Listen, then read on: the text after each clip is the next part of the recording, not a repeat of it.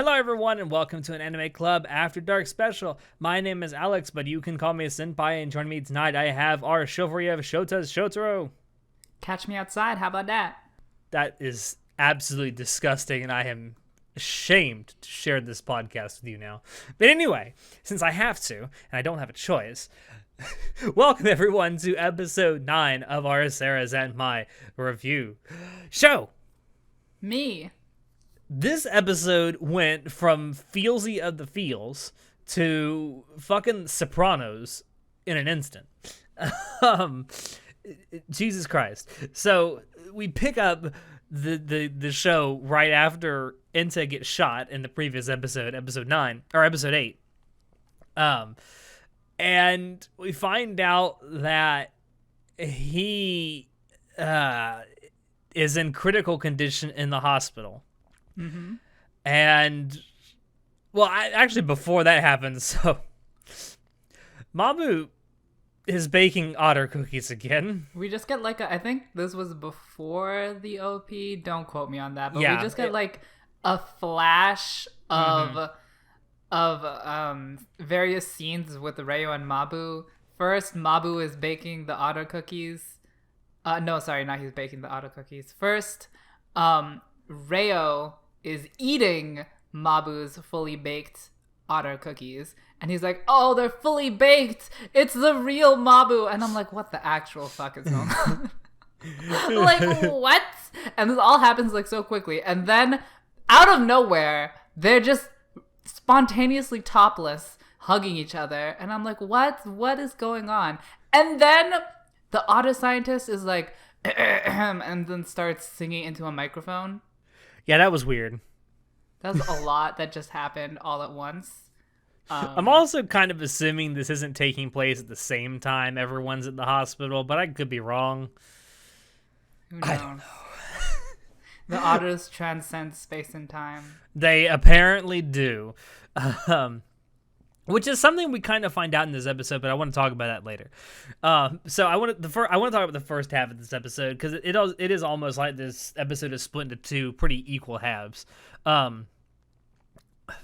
First off, Kepi gets shattered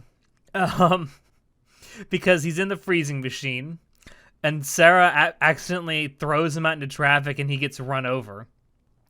And he shatters into a million pieces, and we get to see Sarah surgically putting him back together, and that was something to watch. I think this happened the episode before when the shattering happened the episode before, right? Yeah, the shattering happens toward the end of the last episode. We didn't talk about that, but we didn't talk about it. But she just slips, and then Kepi floats between 10 floors of the apartment, or I think it's the apartment, or a parking lot, whatever it is, a 10-story building, and then he goes out the front door.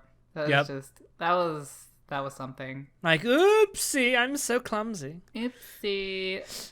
That was. But yeah, watching her perform the surgery, putting all the pieces together. All the pieces are labeled A through Z. I love. It was like a crime scene, and I love how they did this long shot of the 5,000 pieces of Kepi. Yeah. Each labeled specifically. I know, and then she's putting them back together with tweezers, and then she puts the last piece in, and it's like, I'm back. I thought I was dead. That's well, actually, there's a interesting trivia where frogs can be frozen into an ice cube, and then they can de-thaw and still be alive afterwards. Yeah, that is true to an extent. I don't think they can stay in the ice indefinitely. Who knows? Only a Kappa can know. Only a Kappa would know. Only Kepi would know. But yeah, most of the first half of this episode kind of takes place at the hospital that Enta is at. He's being treated in critical condition, like I said. And of course, Kazuki, facing instant regret over what he told Enta right before he got shot, is there at the hospital and basically falling apart because of it. Oh yeah, I also Kazuki. like how the cops and everyone's trying to convince him that it was Chikai that shot Enta, and it wasn't. Uh-huh. I thought that was a very believable scene. Mm. Yeah, Where I just the thought I just cops thought and the sister were like not listening to what he's saying and just telling him what he should be thinking. I thought yeah. that was very believable. Yeah, Yeah. especially knowing what we know about how Ryo and Mabu can essentially turn people into thools by putting little pins on them, I, which I believe both of the cops actually had on them when they were talking to Kazuki. yeah, they did. I'm pretty sure Um, they did. um, but yeah, obviously Kazuki has enormous regret over what he said to Enta about, I don't want to be with you anymore. I don't want to talk to you anymore. I don't want to see you anymore because you betrayed us. And then he gets shot. He's in the hospital. Guess you got your wish granted. Got your fucking wish granted. The fucker's dying. I also like how it seems that Kazuki's far more broken up about this than Enta's own sister is. Well, it's because Kazuki feels responsible. Yeah. Rightly so. I'm assuming that's why. Yeah, you could be right. But there's finally a reunion between Kepi and Kazuki at the hospital because Kazuki's crying about Enta, and he says, Enta, oh my god. And then Enta in Kappa form goes, you were calling me? Yeah. It's like, okay. And then Kepi's there, and it's like, I turned him into a Kepi, but he's not going to be alive for much longer. And he has like a timer on his Sara. Yeah, and the dish on top of his head is turned into a timer that's counting down to when his actual body is going to die. I thought that was interesting. I find it funny how in this like little set of the dish on top of their head can literally be whatever the plot desires it to be.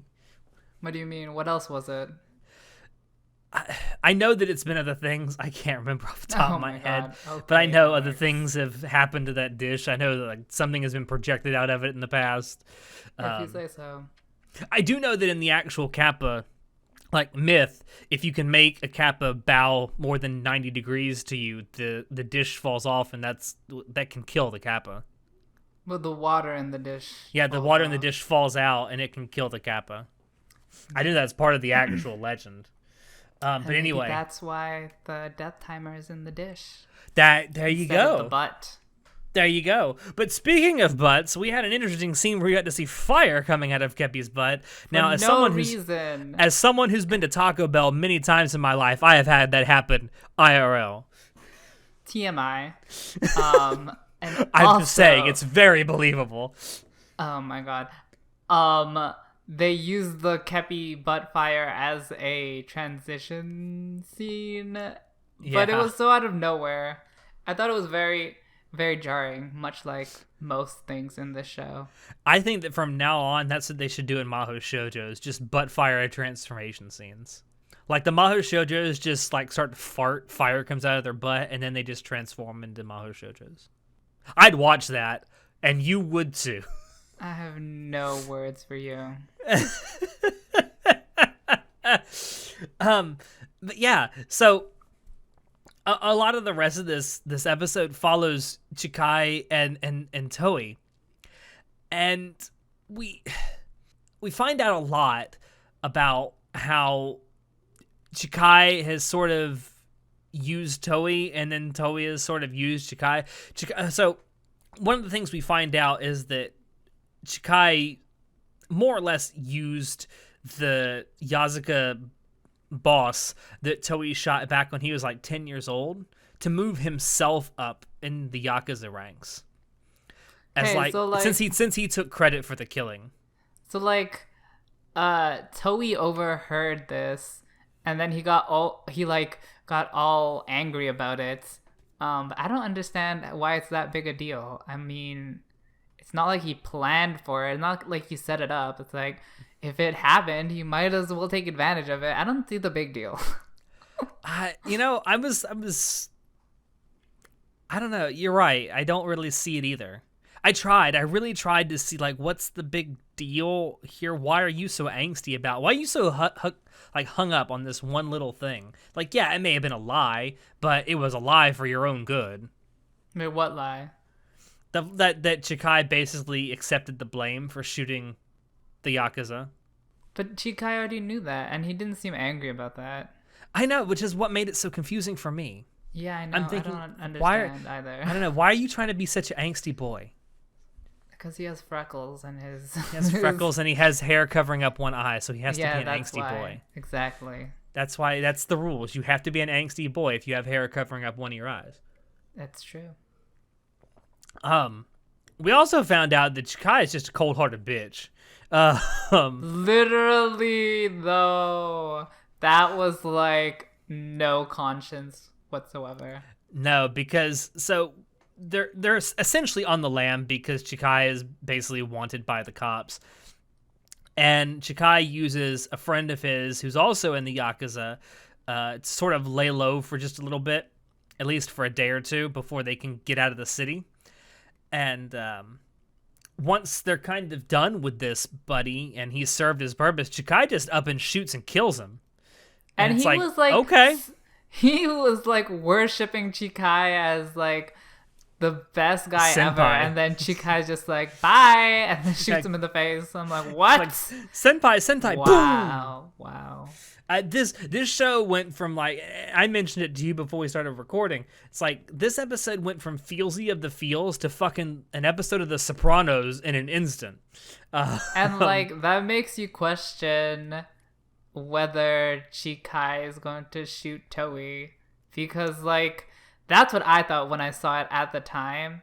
And we know that it happens later on in the episode, but like during that specific scene, I'm like, if you can shoot someone that loves you so much, then I mean, cold-hearted bitch. No, but like Toei loves you so much too. So like the same could happen to Toei.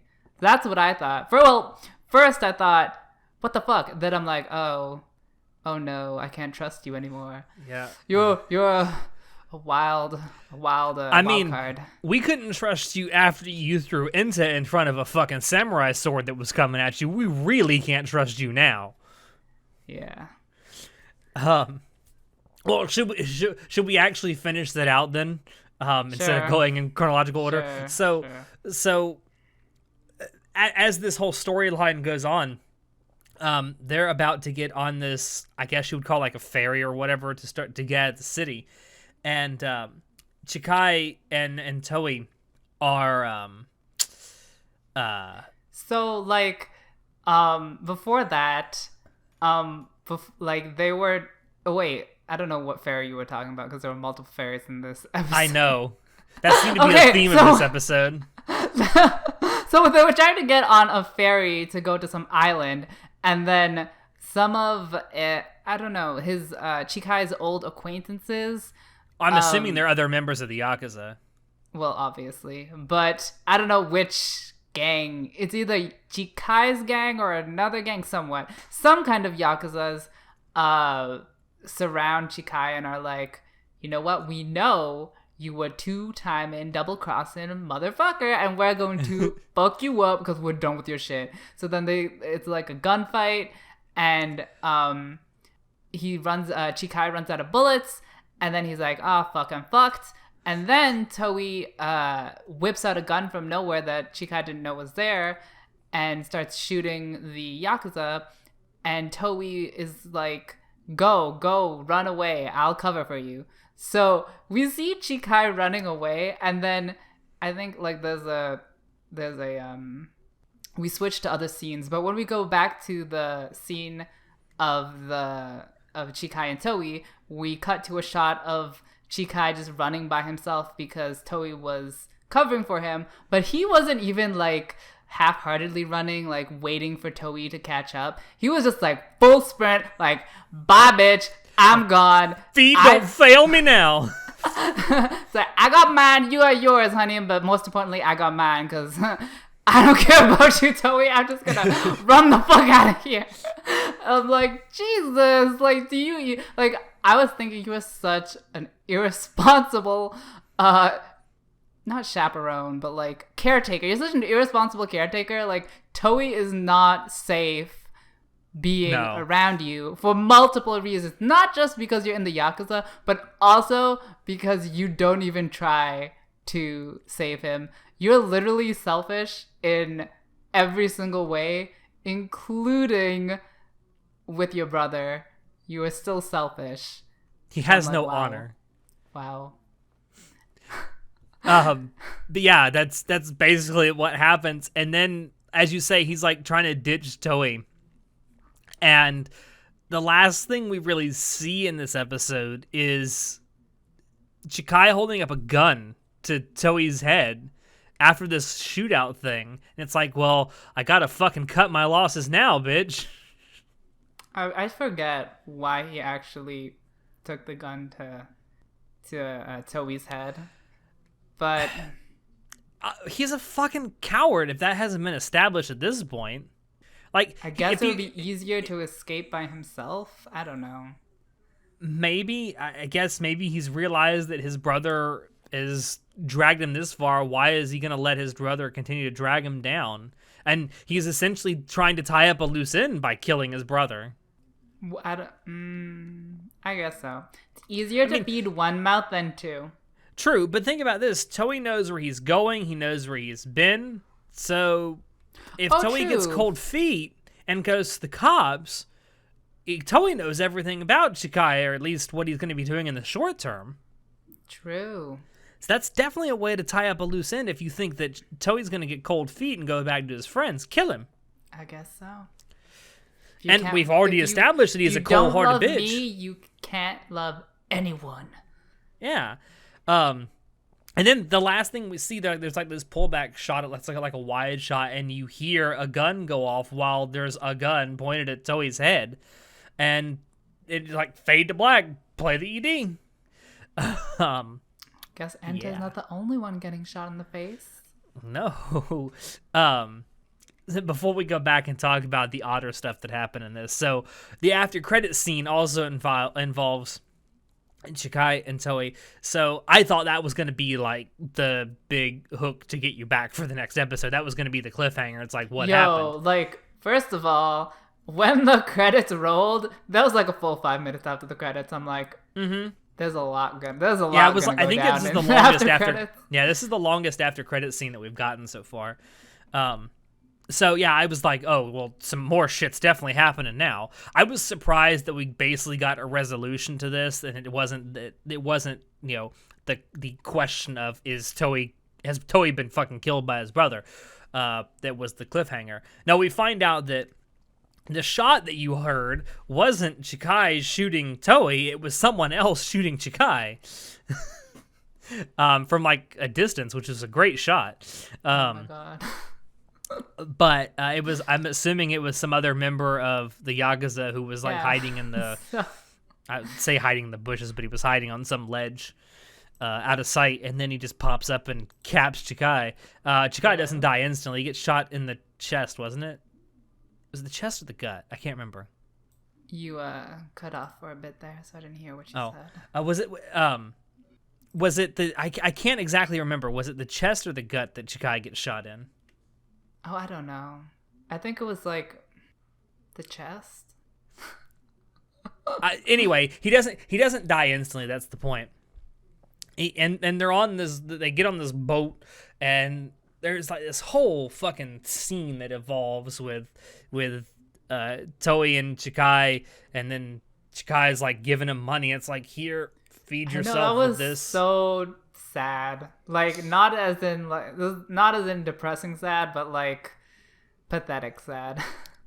It's like he's realized, well, the jig is fucking up, might as well try and make it better while I can. You can't just throw money at all your problems, Alex. Oh, you're right. I don't necessarily agree with it. He's still, even this in the end makes him a bad person, because it's like, well, I fucked everything up, let me fuck it up just a little bit more. It makes you look back on the memories of Toei as a child with Chikai, and like, in the very first flashback, at like in episodes before this, what Chikai gave money to Toei and is like, here, feed yourself with this. I think that was like the first line of that. And like we saw that in a good light, but now we see it in a bad light. Yeah, it makes him look incredibly desperate, and it's like, no, man, you're a cold-hearted bitch. Just die.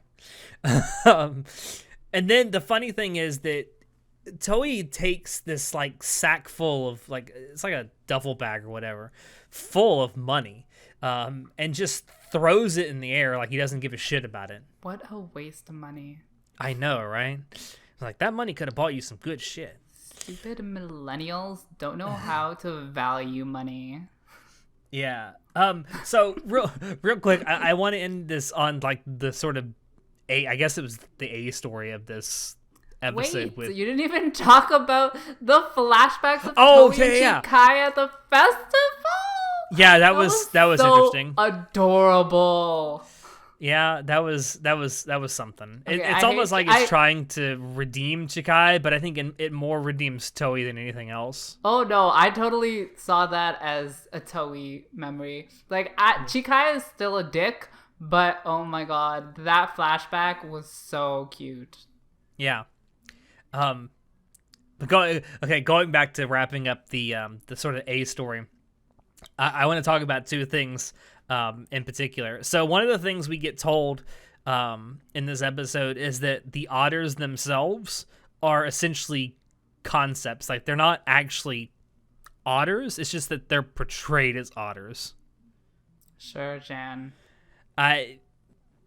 Okay. I mean, the only thing I can liken this to is the otter. It's basically saying that the otters are sort of like a religious concept being given what's the word I'm looking for? Like a corporeal form is the best thing I can think of.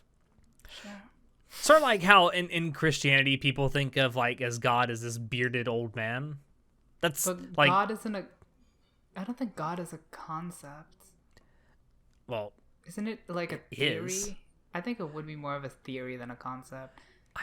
This is because like to me a theology concept I don't want to is go like, into. Oh my god. Yes, let's have a religious debate on No. Fuck no. No. That's for WTF. Mm-hmm. No, that's not happening. I don't know. I just thought the idea of the otters being concepts almost comes off as a religious thing. If you say so. And we also find out that Reo has an otter double, which was interesting. Well, it makes more sense now with the maintenance because it's Reo's desire doing the maintenance, so it's like really Reo doing the maintenance, which I'm sure Reo would love to do. Mm-hmm. So that if only this wasn't some fucking copy. Mm-hmm. Yeah, sure the sex is just as good. Oh, on that note. Thank you all for dropping in to listen to us. We hope you enjoyed this episode 9 review of Sarazanmai, because we always enjoy bringing this stuff to you. If you want to check out previous episodes of the podcast, you can find us on YouTube, SoundCloud, iTunes, and Spotify. If you want to keep up what we're doing, you can join us on Discord, Facebook, Twitter, and our website. And you can shoot us an email if you have any questions or comments, or if you have any ideas for topics you would like for us to talk about in the future.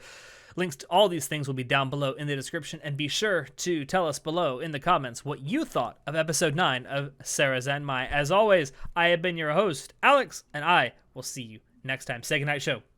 Stand by me, onegai. I don't know the rest of the lyrics, but I know, me neither. what he said.